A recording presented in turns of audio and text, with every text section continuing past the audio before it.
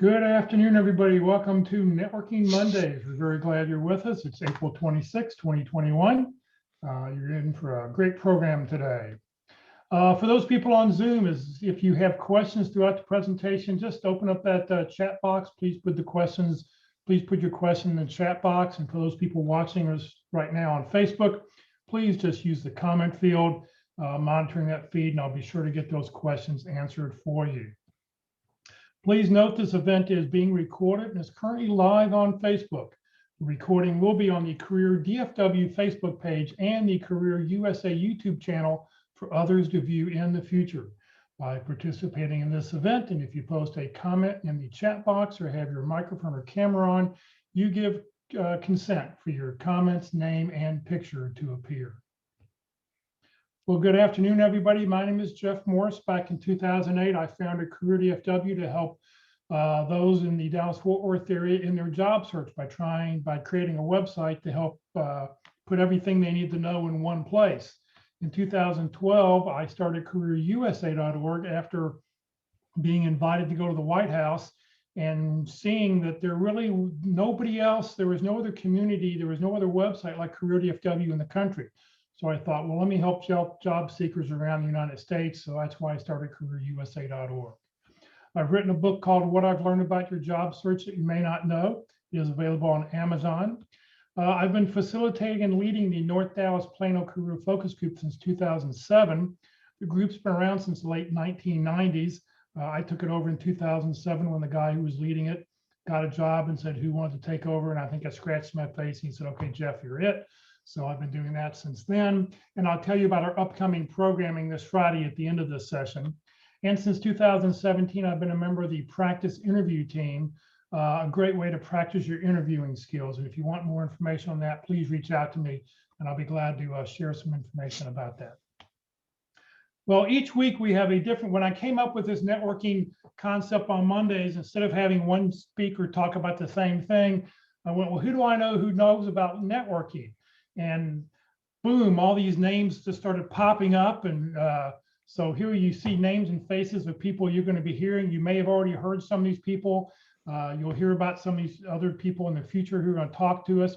Everybody talks about networking from a little bit different aspect. And hopefully you'll take one or two things away from each presentation and go, okay, that's what I'm going to do this week. And this is why I should do it. So this week, our speaker is Tom Jackson. He's a cybersecurity leader. He's going to talk about how to network. I've known Tom for, well, how long has it been? 15 years? 15, years? 16 years. Yep. Yeah, it's been a long, long time. So Tom, thank you for being with us and take it away. Thank you so much, Jeff. As Jeff said, my name's Tom Jackson. I live here in the DFW area. Kind of like I think many of you, I find myself in transition yet again. Known Jeff's for going back 15 years, and probably like some of you, I started my journey back then. It was the telco business decline, the market declined, and I found myself, oh my gosh, how do I find a job?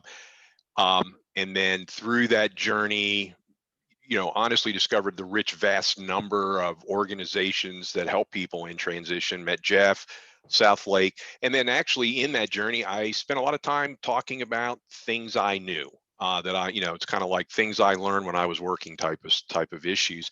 I went by the moniker Sailfish. So if you see some of that information floating around the archives, that was me. But one of those areas I want to talk about that Jeff and I have been talking about, I'm living the dream like many of you right now, networking. So with that, I'll just go right to the slides so we don't have to waste a lot of time. How do I do that, Jeff? Are we there yet? Share a screen? No, just you have to click on Oh, there it is, share screen. There we go. Technology's your friend. Let me see, hold on. Okay, yeah. Give me 1 sec. We'll do this again. I think. You want to pick the one that says. There we go. How's that? Can everybody, Jeff, can you see? Yep, you're good to go. All right. So I'm going to talk about how to network. And as Jeff's mentioned, I think one of the things that's important is it's really just different people, where they've come from, what have they seen, what have they used.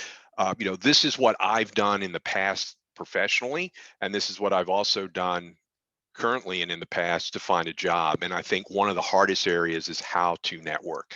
Um, oh, by the way, please go ahead and ask questions in the chat there so Jeff can get them and we'll move on that way. Hold on. All right. And I'm trying to move the slide. There we go. Got to hit a little harder. So I think one thing to realize in the job hunt is, there's a lot of pressure. It gets frustrating, but I think a few things you need to understand. You got to look at the positive aspects of a lot of this. One is, Texas particularly is a great job market.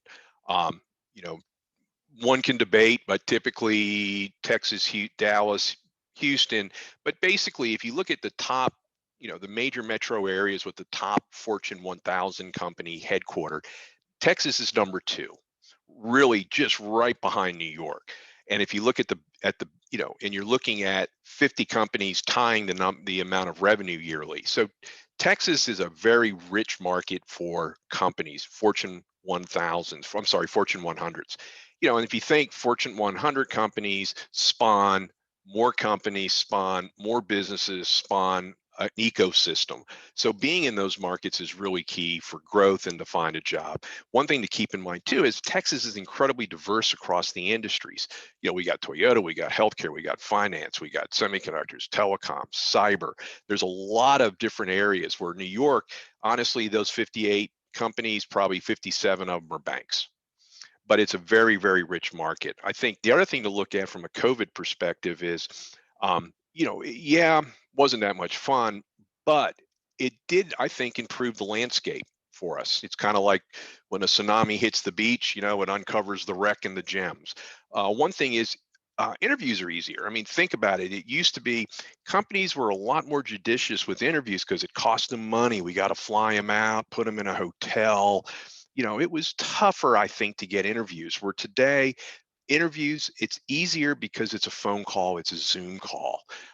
Now, with that, there's a price. The follow-up, they go dark. Well, we're going to talk about that. And lastly, I think the advantage here now is so many companies are going remote. So it used to be you just had to really, really hope that your next job was going to be a great job that would make you happy in your backyard.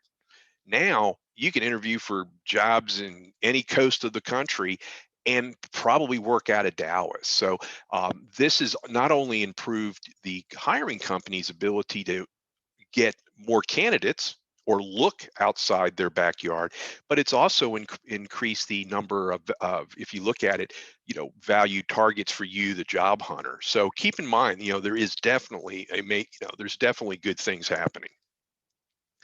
So first thing we hit right off the bat, I don't think anybody in here would disagree that they either don't believe or haven't been told networking is how you're going to find your next job. True.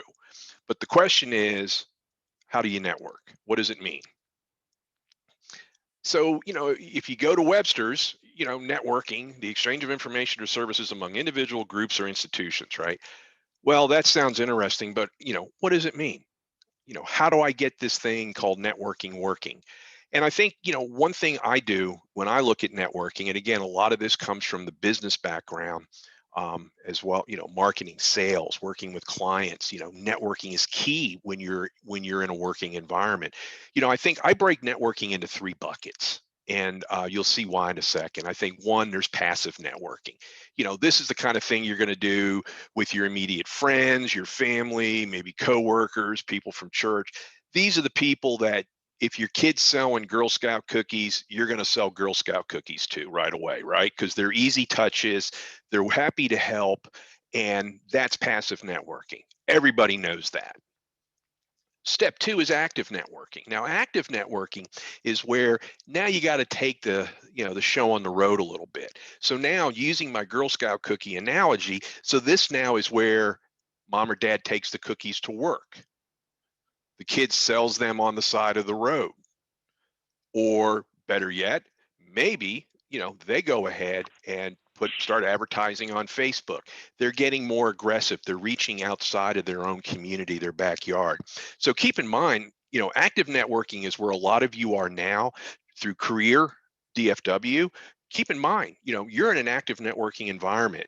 Every time you get on a call like this and there's people there and there's names there, are you writing them down? Are you reaching out to those people? Right? I'm on these calls too. And the first thing I do, I look at that Zoom call screen with all the little tiles and pictures.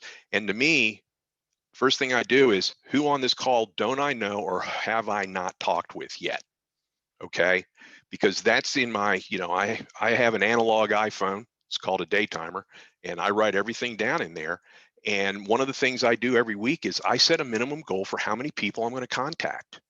Right, that's my goal, and it's easy to reach that goal if you're using the tools that are given. I cannot tell you how many of these groups I've been to where I feel like I'm the only person reaching out. Most of them are not. So again, active networking, you know, go in there, go to your colleagues that you may have worked with. This may not be coworkers, could be clients, could be people you just know from business, your LinkedIn connections you haven't talked to in a million years. You know, persons at networking events right now is really good, really critical. And that's better. I think a lot of people tend to move from passive to active networking fairly quickly.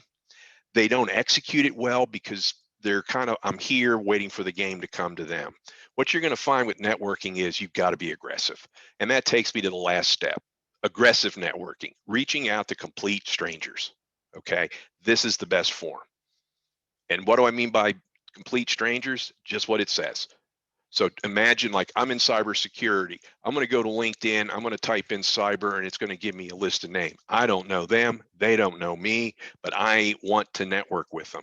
That is a complete stranger. And that is aggressive networking because I'm going to go to them. Okay.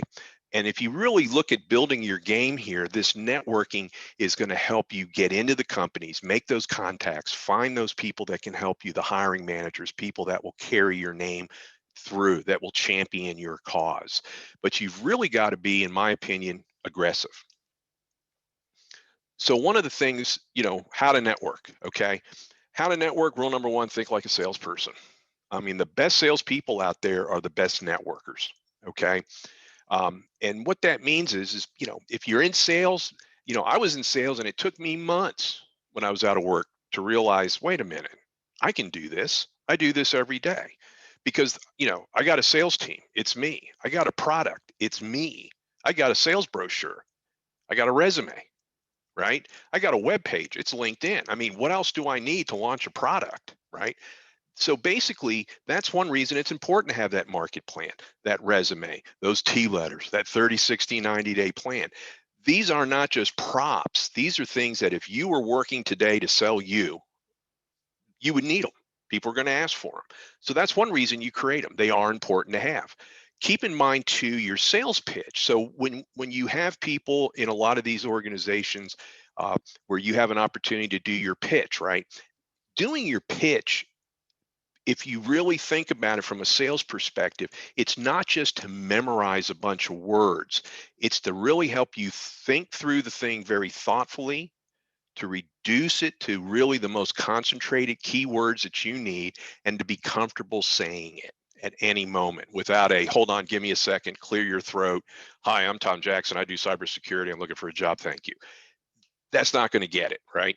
So really, all the things you've been learning are going to be key to this thing called networking. Be confident. And and I'm going to talk about that right here in a second. You've got to be confident, and you can get confident. You don't have to pretend, you can be it, because aggressiveness is confidence, right? Think about football player. The guys that are just pounding through that line that are super aggressive are confident they're going to get to the quarterback, right? It's the same here for you. People think aggressive is, aggressive just means you're going to push through, you're going to persevere. And especially in networking, it's very, very critical, just like it is in sales. People are not going to always call you up to buy things from you. You're going to have to take it to them, and you're going to have to figure out how to find them. And when you do, you've got to be confident, and you're going to have to be aggressive. Rehearse your pitch. Now, this area here, I think, is very, very critical. It's a couple bullets, but I'll just cover off what I mean. There's a lot of ways. I call it PAR, sales, golf, but PAR is problems, action, results, right?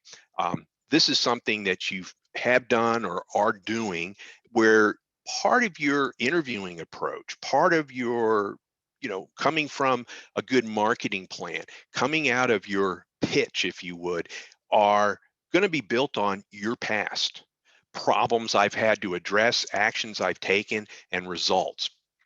Okay. There's no difference with a good salesperson. They're basically using par, right? You need a new car and this one's got good fuel efficiency. I mean, it's basically have that pitch, get all your own data and know it. You don't have to memorize it. You just have to read the resume. Any line item in your resume, if you can't create a par for it, probably needs to come out because you want to be able to have actionable things you've done in your resume so that if somebody's interviewing you, they can say, well, hey, Tom over here, you said you've increased revenue by 30%. Boom, brain goes to the problem action result that I can map to it. This is going to be critical for networking. Number two, how do I get confident? Here's one thing I've done, and I still do it today. I say yes to everybody. When I get that phone call, that spam phone call, and I can't even understand them because they barely speak English and they want to interview me for a job that I have no desire to take, I say yes, because the more I can tell another person that I don't even know about me, answer their questions about me, the better I get at communicating, the more effective, the more efficient I get. So again, just because it's for a junior entry level job for somebody 6 months out of college, I'm old enough, I don't even remember what college I went to. I still say yes because it's a practice opportunity. It's a live fire exercise. Because the more you do these, when it comes time for that right job, that right interview, you're going to be confident because you've already gone through your par, you've had people ask you crazy questions. You get very, very good at it. It becomes part of your DNA. And again, that's the confidence that you're going to need to be aggressive with your networking. So say yes to some of these calls. If you get an email, I get them 10 times, I don't even know how many times a day. Hey, Tom, are you interested in a job that doesn't pay, that's going to be long hours, that's going to ruin your health? Sure, I'll interview with you. I just want to get the call. I want to talk to these people because it helps me get better at selling me. Now, and that's where I get to practice makes confidence. So that's where a lot of people, I think, when it gets to networking, things kind of tend to stall out. This is all good to do. Maybe taking on a complete stranger, recruiter you don't know, might not, some people, not a problem. Some people might get a little nervous. I don't know them. But for the most part, I think these are things that almost anybody can do. But what happens now is you've got all this material done. You've gone through Career FW. You've been all the speeches. You've got your kit. You've got your everything ready to go to launch you. Again, you want to continue passive networking. Don't ever give up on neighbors, friends, right? Continue. You want to step up that active networking. But what you really want to do is start this aggressive networking. You want to start reaching out to complete strangers because keep in mind, step one and step two it's pretty much everybody I know plus or minus a name. That's my network. But to build that network, I have to go to people that don't even know me. And that's why it's considered in my mind aggressive. Again, think like a salesperson. So what do I mean by that with aggressive networking? Well, now, again, another thing that COVID did to help us out, quite honestly. I go in, like I mentioned previously, I'll go into LinkedIn, I'll just type cybersecurity USA and I'll hit enter. And then boom, there's a million people that do cybersecurity in the USA. I look at their names. It's also a great way to find new companies because I don't know every company out there. I know the couple that I dealt with. But my point is, I start looking for some names like, hey, that's a good company. I totally forgot about them. I want to work there. Or, that's a good company. I'll bet you they sell to the companies I want to get into. I need to talk to those people. So, in other words, think like you're at a trade show or a corporate event or a conference, right? If you were at a conference today in person at a Holiday Inn in the lobby, Are you just a wallflower and you sit there, or are you out there shaking hands, meeting a few people, exchanging business cards, right? That's the way we used to grow our network, was in-person networking. Well, now, since so many companies aren't doing these things, they're using webinars. There's a lot more foot traffic on LinkedIn, where salespeople are being salespeople using LinkedIn because they don't have the opportunity to meet people in person. So think like you're at a trade show. So what I do personally is, and I'll get to some little example scripts here in a second, is I just kind of treat this like it's a virtual trade show. It's like if that guy was there and I saw his badge, I would go up and meet him. Okay. The same. So that's kind of where I'm kind of think like a salesperson. How do you approach these strangers, right? In my mind, with LinkedIn, it's like I was saying on LinkedIn, I just search by, if you're an accountant, you type in accountant, look, see who's there, filter through, scroll through. So I use LinkedIn as my database of reference for people by titles, by companies, specialties in your area geographically. This is where this is where I get my list of strangers. Webinars are another good one. As I mentioned, companies are not having these things every quarter, over at the Marriott and you're invited. They've had to keep business going. So much is on the internet, free webinars show up.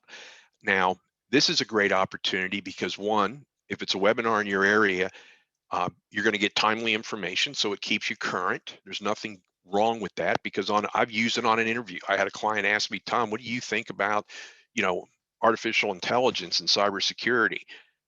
Normally I would just sit there and go, I'm sorry, did my mic's breaking up. I just got off a conference and I was, well, it's interesting. I was on a webinar last week. It keeps you going, but it also allows you to find companies, names, and people, more strangers, right? If you're a member of societies, okay, for me, there's no shortage of them. These are places that are going to have webinars, that are going to have web pages, that are going to have groups and list of people. Even though you're a member, it doesn't mean you know everybody, So again, start figuring out what's going on. Register to attend these webinars, just like here. There's people here I don't know, I see your name. You're going to see this on the webinar. So if you're on an accounting webinar and you're an accountant and there's 20 people attending, what are the odds they're accountants, right? Get those names, because these are people that are strangers, but in your field. Okay, collect the names. Now, how to engage these people. Now, again, there's 100 ways. I'm just going to hit you with what I find works quick and fastest is I use LinkedIn. Okay. Um, the older you get, the younger everybody seems to be out there. Okay. Not everybody answers the phone anymore. Not everybody has email anymore. I'm not saying don't use them, but I'm just saying in LinkedIn, when you see a person's face, you're going to have the option to message or connect. Okay. Connect means I want to add you to my group of friends. Okay. In this situation, they're a stranger. You want to message these folks and respect a little distance until they know you. The other reason for using the message feature is it's just like email. It tends to have a subject line, so you can put something in there. Why am I emailing you? And you have the ability to attach things. Plus, you don't have a character limitation like you do on Connect. So don't hit the connect button, because that's like, geez, who's this Tom Jackson character that just sent me this connect message? This is how you get blown off. Hit message. So what kind of messages do I type? Honestly, simple, direct, the same thing you would say in person. If I find somebody on LinkedIn, and I do this all the time, the first thing I'll say, let's say they're Bill, I'll just say, hello, Bill. What you're trying to do in this email is you're trying to bridge over and show that you have a common interest, a common community of interest. You share a common industry background. And in doing so, that allows the person to feel a little more bonded to you, a little more friendly to you, because it's like, oh, well, gee, Tom just told me he's in the industry. One thing I look for is, let's say Jeff was one of the strangers I wanted to meet. If I looked at Jeff and I saw that Jeff and I share 15, 20, 30 common connections on LinkedIn, I'll put that in there. Hey, Jeff, found you on LinkedIn. I just realized, we share 30 common people we work with. When you say stuff like that, mentally, people, you're beginning to close it. They're starting to, not see you as a stranger anymore. They're starting to see you as, gee, somebody I probably just didn't meet, right?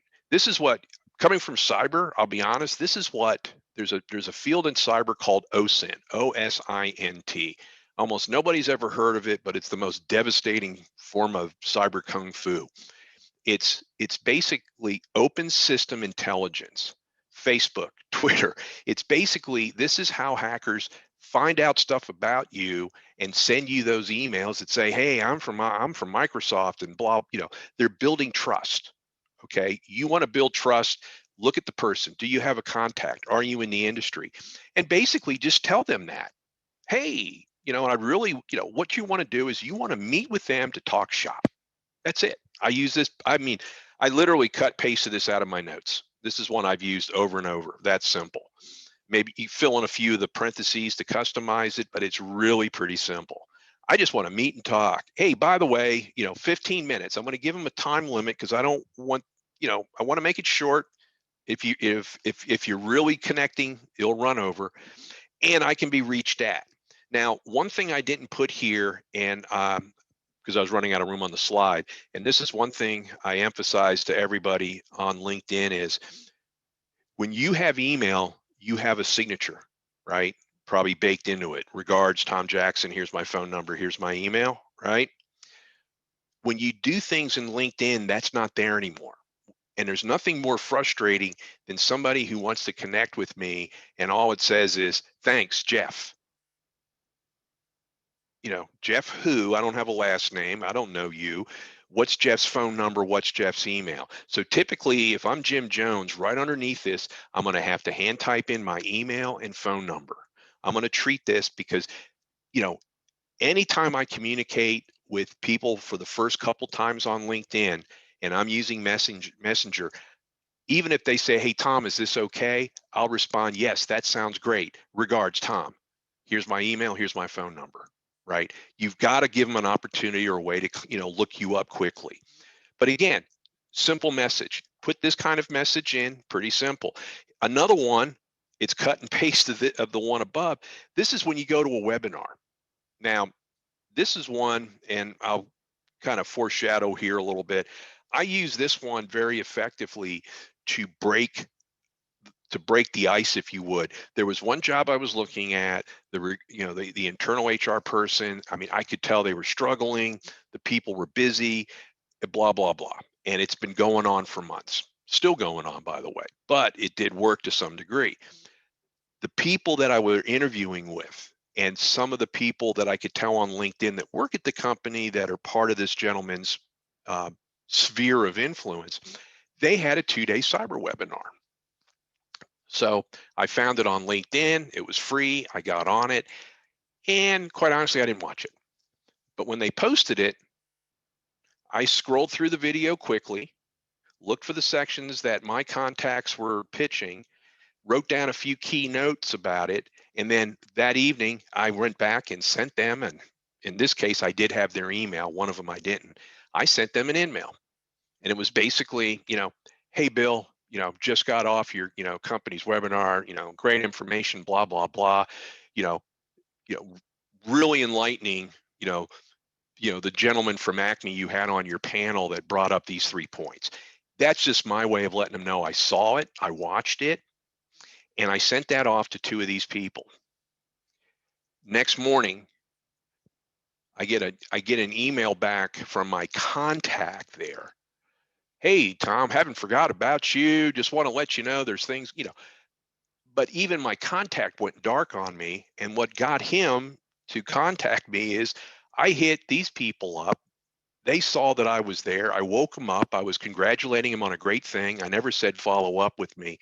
But after in other words, I was using something reasonably aggressive and I was congratulating them on a great webinar. And I made some specific call outs so they knew I was there. And it was enough to get them to, because they were going to read the email because the subject line wasn't, Why haven't you called me? It was great webinar, and here's the name of it. And hey, I'll click on that. Everybody likes congratulations.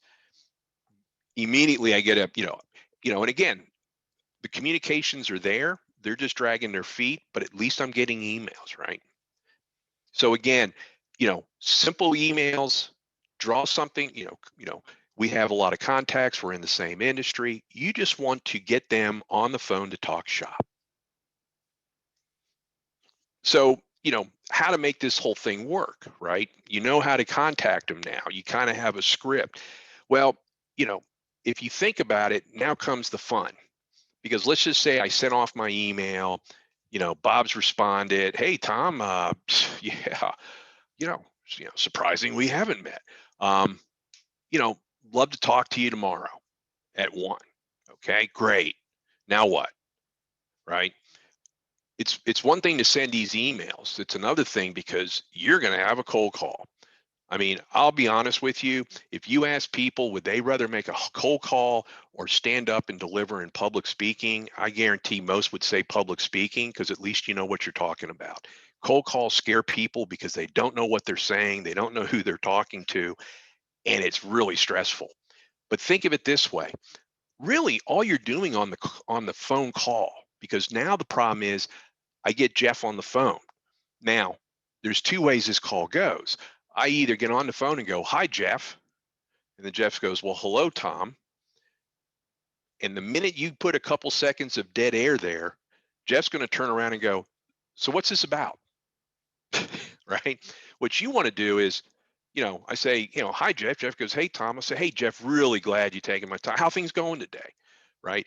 Get a little conversation going. Don't drag it on too long, but get that little good morning, how you doing? Just like you would in an interview, right? If you can get them talking about family and kids, you've bonded enough. And at that point, that's where I'll say things like, "Hey, by the way, just want to let you know why I contacted you." The $1 million question. And typically what I'm doing now is that I want to be able to say, Jeff, I see you're in the business just like I am. I'm not going to give them any real big signals that I'm out of work. I'm looking for a job. Um, but what I'm going to try to do here is you know, like in cybersecurity, I see a lot of people talking cloud, you know, and I see you're doing cloud. I'm just curious, what do you see as the biggest challenge?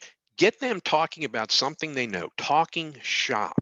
And what's going to happen is you're going to get a good communication, a good dialogue going, just like you would at a trade show where you're talking, you're sharing opinions, right? Because really, this is where your par shows up again. Because they may say, "Well, Tom, I just think it's overhyped." Well, Jeff, I've seen where I've worked on the cloud, right? You're kind of soft selling yourself here, and then you go through this little dialogue. But what you want to do is get them on, talk to them, bond with them, and get them going. Because remember, just like the old, Wolf of Wall Street, right? It's about them. It's not about you. If you get on there, and the first thing I say to Jeff is, "Hey, Jeff, you got a great company. Are you guys hiring? I'm looking for a job. Can I send you my resume?" You know, Jeff's going to hang up, or most human beings would say, "Yes, I would, Tom, just to get you to leave." I always equate it to that's closing the door. What I want to do is do what I just said. Get them on, talk to them. This is a person in your wheelhouse. This isn't an interview. You're controlling the conversation. In an interview, they're controlling it. You just want to get them to talk shop. Now, here's what's eventually going to happen, hopefully. I've had these. We get going somewhere down the line, 10, 30 minutes in, maybe if you got a good conversation, something will come around where they're smart enough to put two and two together, and then you'll hear these words. "So, Tom, are you looking for a job?" You know, and it's not busted. The answer is, "Well, I'm in transition, but I really just wanted to pick your brain, if you would, about cloud cybersecurity." Huh, okay. And then I've had this happen more than once. They'll say, "Well, Tom, well, can you send me your resume?" Well, no, I don't want to send you my resume. That wasn't the intention of this phone call. I just wanted to pick I just wanted to trade some, get some views on cloud cyber, start talking about cyber. Well, Tom, why don't you just send me your resume? Well, that's, I appreciate that, but like I said, I just wanted to talk about cloud cybersecurity. See, what you're doing is it's another psych game, right? Now they want something, I'm going to pull it away a little bit, and then they'll eventually come back, and then send them the resume, but just don't do it on the first pull. And the reason is you want to respect the fact that you didn't call to send a resume. You called to have a discussion. And if they say, send me the resume, say no. And, I'm not saying hell no. I'm just saying, oh, well, that's not why I called. I just really wanted to see where you saw the industry. Then if you can, depending on the conversation, maybe you can then start to move it to, well, gee, well, what's your company seeing as far as growth in the market? Come up with ways that don't use the word, are you hiring? But this is what you have to do in the cold call. You own the conversation. Get them on the phone, start talking. Talk to them about how's their day, how's the weather, anything. And then tell them, hey, this is why I'm calling before they have a chance. Because that, Tom, yes, sir. Tom, would you send a bio more easily than sending a Excellent. resume? Yeah, good point. And that's an excellent one. So if in your Tom Jackson kit, I have my resume, but I also have a one-page bio. And you touch on kind of the master class there. But yeah, I would tend not to send anything I like to look at a resume as, it's kind of got that legal air to it. Some companies, they aren't allowed to receive a resume unless it goes through HR, right? Because otherwise you're bypassing the system and everything goes to hell in a handbasket. But what I normally do, and it's a good one, is I have a one-page bio I use, and it just hits the high notes because it's a teaser. What I want to do now, and I would prefer the bio, quite honestly, one-page bio or a one-page whatever, or just something. And the reason is that then when it comes time to close out on that call, just don't say, hey, thanks, Jeff. This has been great. Goodbye. What I want to say is, hey, Jeff, this has been great.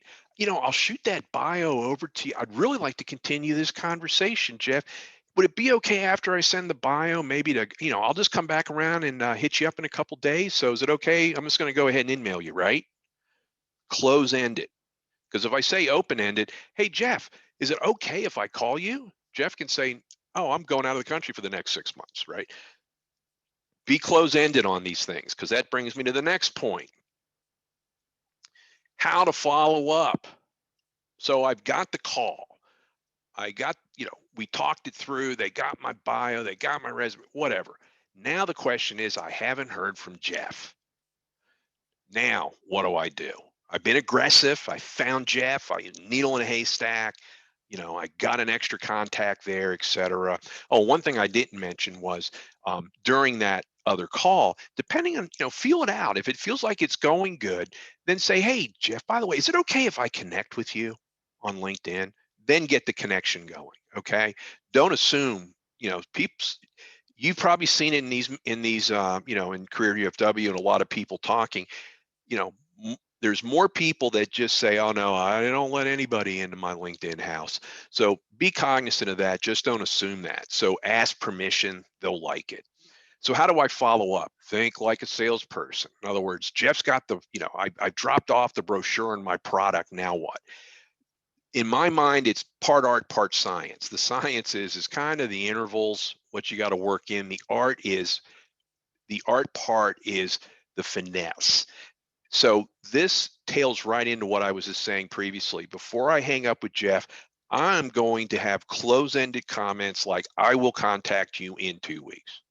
Now, the reason for that is twofold. It's a strategy. Whoops. Sorry. It's a strategy. In other words, never have a phone call or never be on an interview without a strategy. And what I mean by that is you get on an interview, you answer all the questions. It's going great. They love you. And you're just so excited when the call's over. You say, thank you so much. Can't wait to hear back from you soon. Boom.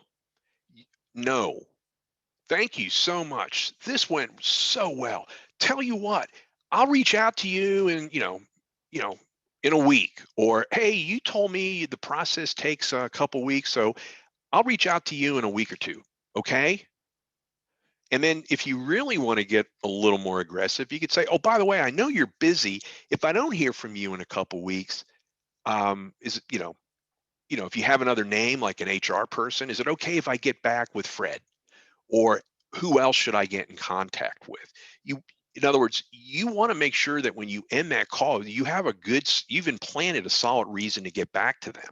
Because if you don't take that first initial strategy, that first initial movement, that's why follow up's so hard, because nobody ever plants the seed for a reason. And they sit there and go, what am I doing? How do I follow up? That's why it's art and science. You want to make sure that every conversation, and again, when I say close ended, it's not like, is it okay if I contact you? No, it's close ended. After I send my resume, I will contact you in 2 weeks. Okay, gee, Tom, that sounds good, right? If I don't hear back from you, I will contact you, right? So in other words, you've really got to make sure that during the interview, at the end of the interview, you make real sure that they're going to come back sometimes and say things like, well, you should hear from us in a couple weeks. Well, the word should, I don't like that. It's not too committal. So then you go, okay, great. So I should hear back from you in 2 weeks. And if I don't, I'll contact you. You see what I'm saying? You just want to set the expectation. I think that's why a lot of people struggle, because they go, oh my God, what do I do now? You know, uh, and so let's move on to my favorite topic. They go dark, right? Now, I'm not saying everything I'm telling you here is just going to score a home run, but if you haven't thought about it, these are kind of techniques and events that at least make it easier for you. You'll be more confident in following up. So think like a salesperson. Number one, be patient and plan. And this is where I'm saying planning is key. So when they go dark, this is something that I'm going to talk about that you should have already been doing anyhow. Okay. Again, strategy and art. Number one, what I do is I can't get a hold of Jeff. Jeff's just ghosted me. But when we left the call, Jeff's like, dude, I want to hire you. I mean, he gave me no signs that there was a problem, but I can't get a hold of Jeff.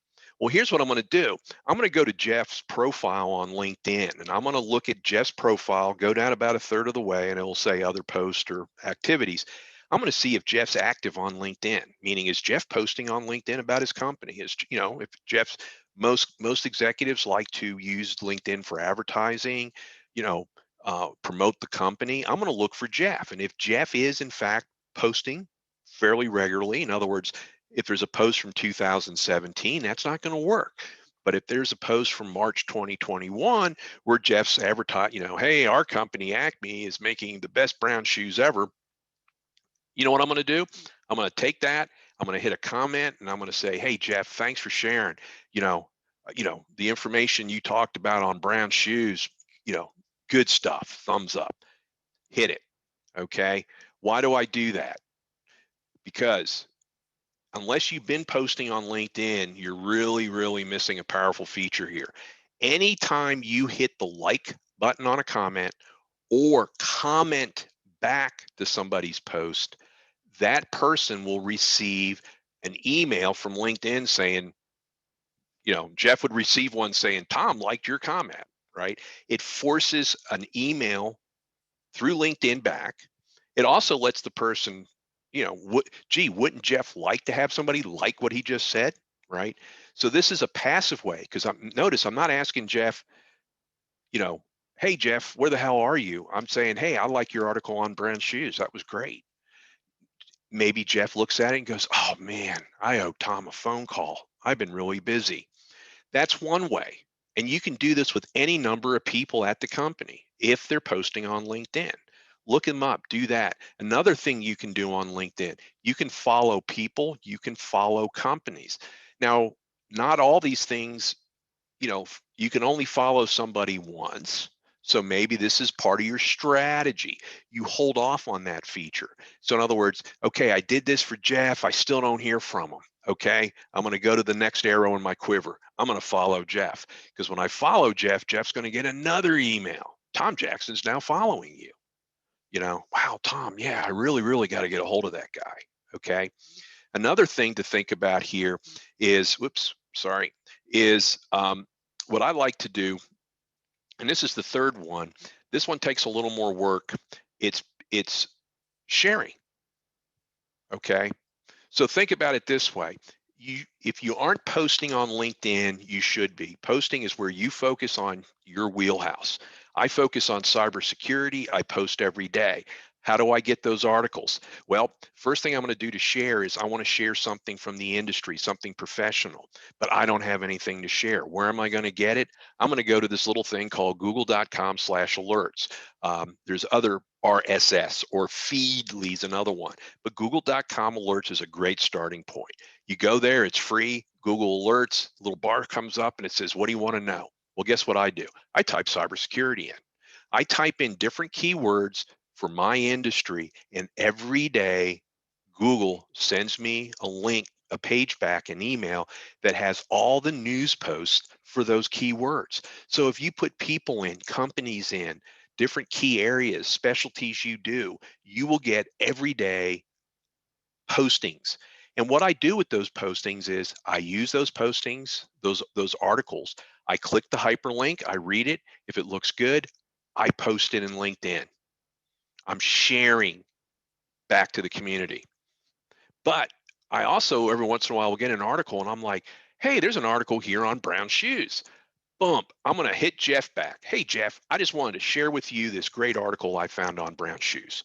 So again, art and science, right? This is what salespeople do in big accounts. They're going to go out just like a hacker and they're going to try to learn everything they can about you so that they can kind of communicate, indirectly. So again, what you want to do is go in, find strangers, reach out to them, send them a message. Don't try to connect in that message, just be brief. Hey, I just want to talk shop.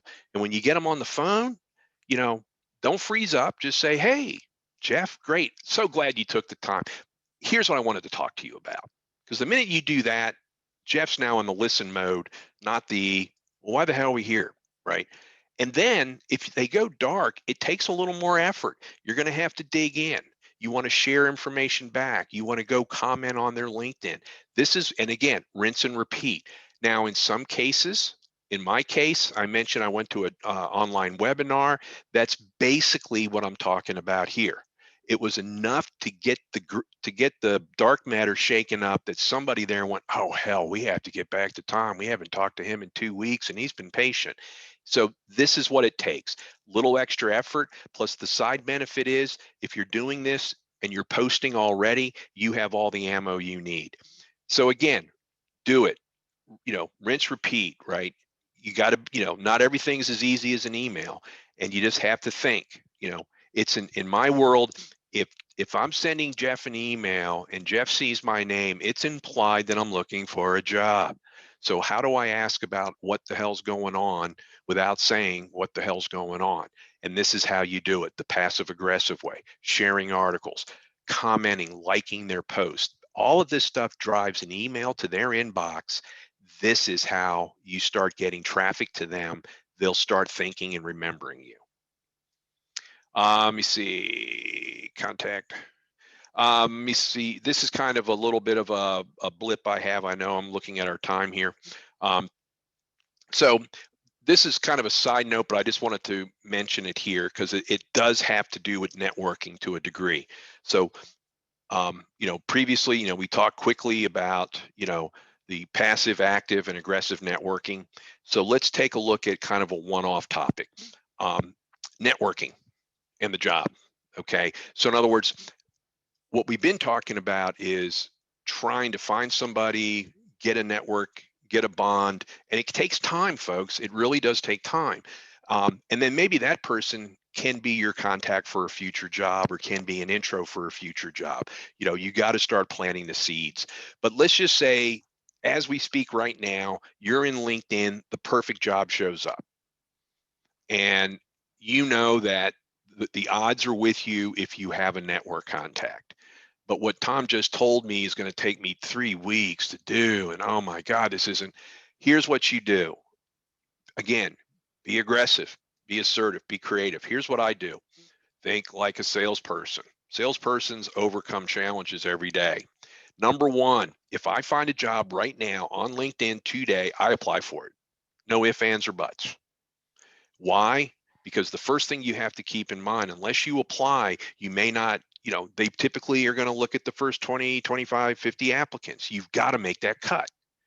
Number two, it may not be up for more than a day. And if I wait to get a network contact, it could be a week. And if I find the network contact, yeah, they may be able to, but here's what I do to streamline things here. First thing I do is I apply. Yeah, this is a company I don't know about. I don't have a clue who works there.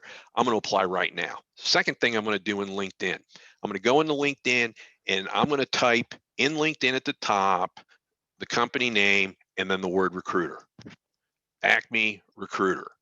And I'm going to hit enter, and it's going to come down, and it's more than likely going to show me 2, 3, 4, 5 names of recruiters that work at Acme. So what do I do now? That's my network contact, folks.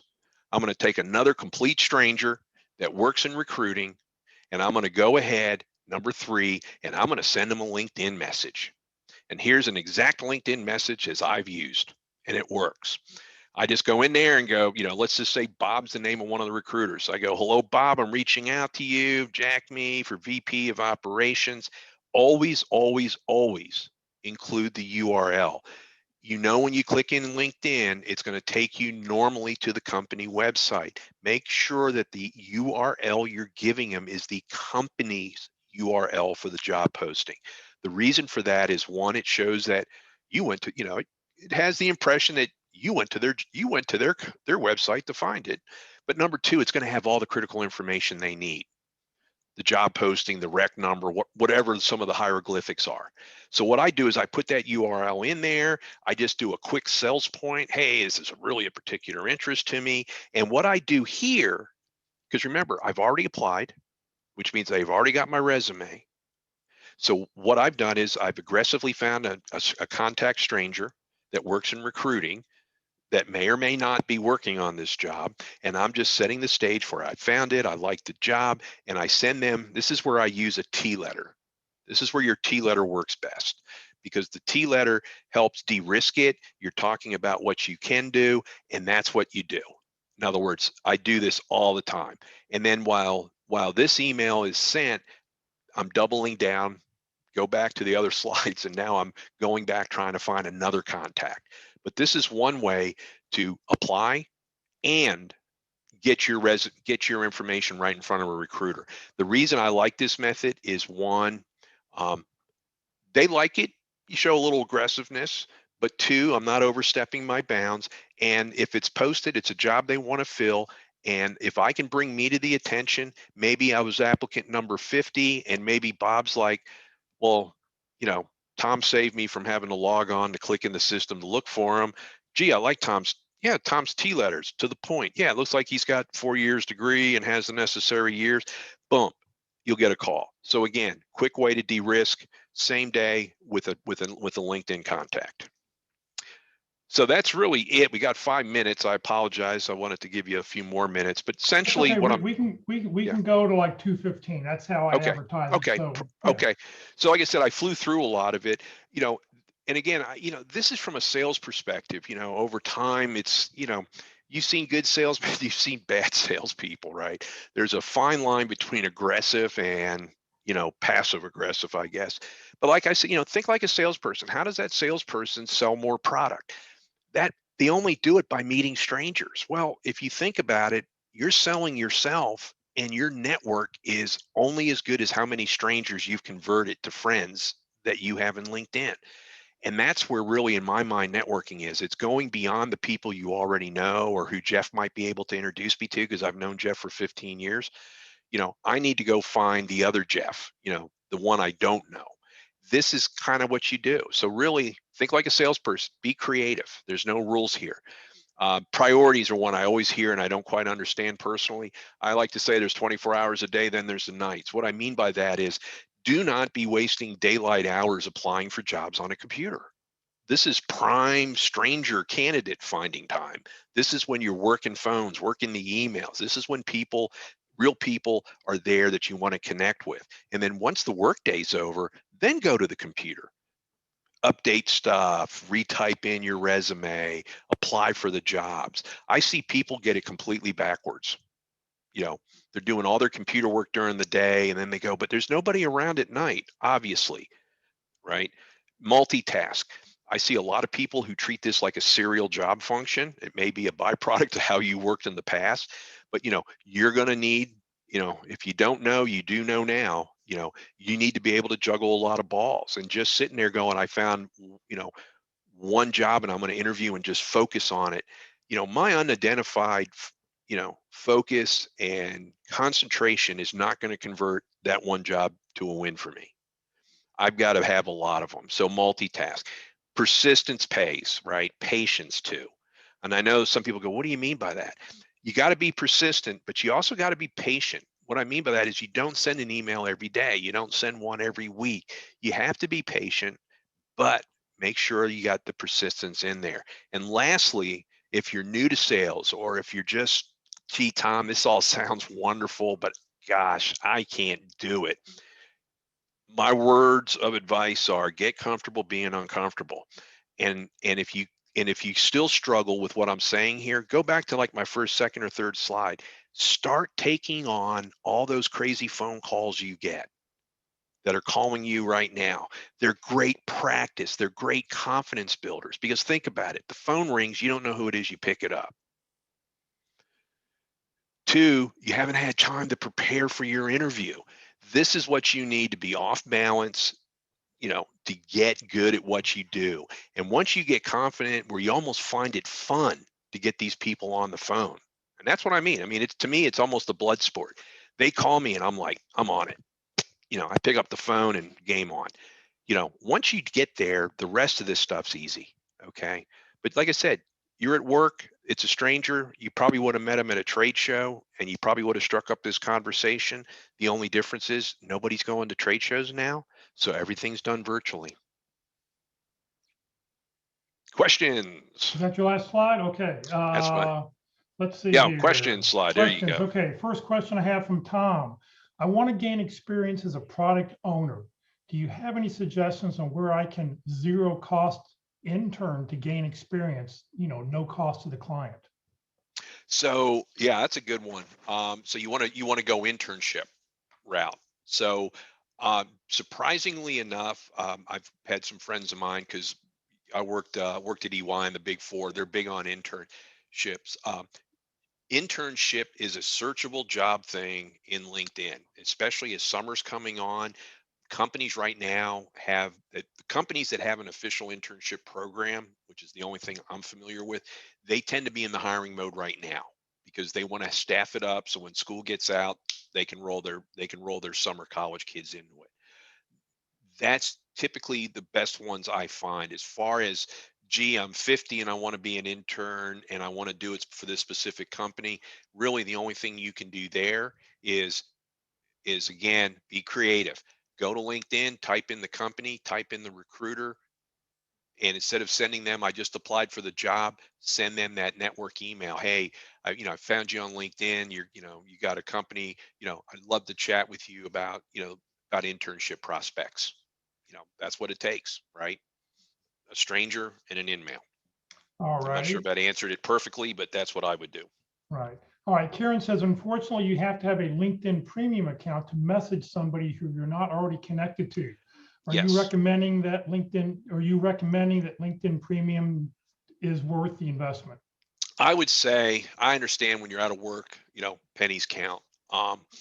And honestly, for the value that LinkedIn brings, there was, I kind of had a little heads up. I was getting let go, and there was a lot of stupid stuff that we subscribed to, so I immediately trimmed back pretty hard. But LinkedIn was one of the ones I did not, and the reason is that's where the game is. That's where the people I need to know. That's how they communicate. That's how they're going to find me. And if I got to pay a few extra bucks to get to the front row to see the band clear, I'm going to be there. Yeah, I can't remember what it is, but it's not that much. But at the end of the day, it's worth it to be able to have that freedom of openness, and communication. So by all means, I'm an advocate of it. Okay. Mindy says, what's your recommendations if you're trying to transition to a new industry so you really don't have that commonality when you're trying to connect with strangers? hmm Now, that's always a good one. I think a couple things there is, one, it's kind of that, leopard changing spot scenario here. I think one thing that I would definitely focus on is whatever industry you want to transition to, start posting on it. At least you start to paint the backdrop by posting areas in that new market, or in that new industry. And again, use the Google alerts because it's going to do two things for you. One, your backdrop is going to be one of, you are a contributor to the LinkedIn community in that area, checkbox. Two, those articles are going to help inform and educate you what's going on more so than you probably had before. So definitely do that. And then as far as, when you get, again, I'm focused on LinkedIn here. When I go into your If I go into the LinkedIn, when I want to see that headline, I want that headline should be reflecting the industry I want to go to. So let's say I wanted to leave cybersecurity and get into robotics. First thing I would do is I would take my headline, Tom Jackson, Director VP of Cyber. It'd be Tom Jackson, Director VP Robotics. I mean, you just got to start, changing your billboard to reflect where you want to be, so that you can get the search terms, you can start being attractive to the recruiters. Make sure you're, in your objective area, you're talking about that new role, because really when it gets down to it, you've got to have the search terms to get them to find you. And in doing so, then if you get to that conversation, the next stage is, and I understand getting to the conversation's key, but I'll be honest with you, I've had a lot of first round interviews and I haven't had the second one, and they've gone dark, and that's where I'm aggressive. But my point here is that it's going to be more important than ever to have that PAR, problems, action, result, because, well, gee, you never sold black shoes, you've only sold brown shoes. I mean, it's, yeah, well, I want to be able to have already in my brain, how am I going to take what I've done in the other industry and make it applicable to the new industry? And the only way you're going to be convincing is PAR, problem, action, result. Draw that conclusion that they're having a hard time connecting. And I also think too, is that when you're reaching out to somebody to do an informational interview or networking, I mean, information interview is sort of the same thing. You're asking for those 15 minutes. I think it's real important for you to let them know you're looking for information and advice. Yeah. Because you're not asking for a job. Yeah. You just want information and advice. What do you like about this job? What do you like about the career? What do you think of the future? And you're making them talk about things. And like Tom said, eventually they'll may ask, well, tell me what you're doing. Well, I'm just trying to gather some information because I'm thinking about changing careers. I've got a background doing X, Y, Z. I've done this and this, but I think I'd really like to get into this new career. That's why I'd like to get your advice. And to follow up on that, again, creativity, right? Um, Find some companies, right? Again, maybe it's not the company in the industry you want to work for. Sometimes what you have to do is, it's kind you've kind of have to go after it, what I'll kind of call the cheaper targets, and basically connect with them the way I'm telling you. But just tell them, like Jeff said, hey, I'm thinking about transitioning to your industry. I'd really like to get some information and insight from you, right? Let them, if you can get a couple of those interviews up front, where they're going to call you, because again, it's not an interview. You could just say, hey, I've been in this industry, I've, whatever. Get them talking. They'll start giving you tons of gold. Remember, mentioned, when you have those discussions, you have your pars ready, because you just want to be able to contribute by letting that person know. But my point is, reach out, maybe not necessarily ideal targets, but people in that industry, to get that conversation, get that backdrop. And then, depending on how the conversations go, again, be creative. You got to think on your feet. There's no script. You can even say, well, this has really been helpful. By the way, who else should I contact in this space that you would, ask? Because, all they can tell you is, gee, I don't know, or I can't help you. Ask, who else should I talk to? So again, you've got to be a little aggressive, but ask for those contacts. Right. So Tom, you're in job search right now. Is the job market getting better, or do you think it's still flat? So good question. So one thing, again, I go back to LinkedIn, and no, I don't work there, but one thing about LinkedIn that I like is, again, think like a salesperson, right? Um, Sales is about statistics. It's about numbers. So the first thing I did day one, and I still do it every day, is you go in there, you have job alerts, right? You put up, like, I'll put in cybersecurity, Dallas, Fort Worth, And every night I go into it, and the first thing I do is I scroll down. I have a whole bunch of job alerts. I'll go down to the Dallas one, and I've been doing this since the end of last year. And I'll put last 24 hours because, again, last week doesn't count for me. I need to apply within the day. I'm going to look at the last 24 hours. At the end of the year, it was roughly 25 to 30 posts on average every day. Now, fast forward, that trend's gone up. Yet last night I went in, hit that button, cybersecurity Dallas Fort Worth, 113 job postings. So the answer is yes, the market's picking back up. The job searches, look at those things as metrics sometimes. Pay attention to them because it's not just a number telling you how many resumes you might have to send. It's a data point. Watch that number trend. When it starts trending down, you got a problem. But right now I do that. I also go to my LinkedIn profile. I follow that dot on activity. If my activity dot, like, if you go in there, I forget what it's called, I apologize. Look at how much activity you're getting. If you're getting below 10, you need to step up your LinkedIn game, right? Right. So the other thing too is keep in mind, end of last year saw a lot of activity, but a lot of it was wishful thinking. We got into 2021. Well, of course, it's going to pause. You got to execute the plan. Things are really kicking along. A little bit of a slowdown in March, but again, look at your calendar. What's happening in March? First quarter's coming to an end. So right now, I think first quarter numbers were good. Companies are back out again. The numbers are up. I think overall, April, May, and Yeah. June are going to be very good months. It's going to slow down July and August again, just because they haven't been able to take a vacation, they are going to take a break. They are going to be Yeah. gone. So I think July, August will be slow, but then September through December Yeah. again will be the busiest part of the year. And I'll even counter our opinion saying traditionally, but yeah, the travel industry is crazy. I've talked to people, like I've had a couple on-site interviews and it's nuts. I got on an airplane the other 2 weeks ago, got on, sat down. There was a pilot sitting next to me. He looked over and he goes, "Business traveler?" And I said, "Yeah." He shook my hand and thanked me. And then a stewardess came down and he's like, "He's a business traveler." And I'm looking around. There's so many people just traveling for traveling's sake. It's nuts, right? But then when I talk to people in the travel industry, yeah, the hotels aren't booked.